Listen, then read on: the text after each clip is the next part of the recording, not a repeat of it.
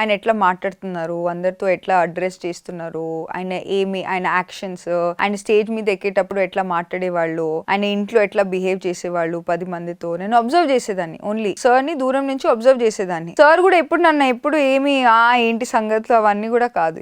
He's to also watch from a distance, I use to also watch from a distance. Respect was there, ఆయన పట్ల respect చాలా. Because ఆయన ఏదైతే మాట్లాడుతున్నారో 100% సత్యం అని ఫీలింగ్ వచ్చేది, దానికి ఏమీ ప్రూఫ్ లేదు.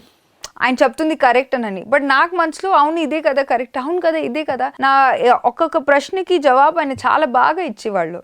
So actually my interaction with Patriji sir were always question and answer. Sir అడిగేవాళ్ళు షూట్ అని, ఓకే నాకు I can ask my questions, నా డౌట్లు అన్నీ నేను క్లియర్ చేసుకోవచ్చు నేను అడిగేదాన్ని. సో నేను చాలాసార్లు పత్రిజీ సార్ని వేరే రకంగా అడిగేదాన్ని. ఎవ్రీ ట్రిప్ నేను సార్గా అడిగేదాన్ని, పర్పస్ ఆఫ్ లైఫ్ ఏంటి, పర్పస్ ఆఫ్ లైఫ్ ఏంటి, పర్పస్ ఆఫ్ లైఫ్ ఏంటి. Every time different answer.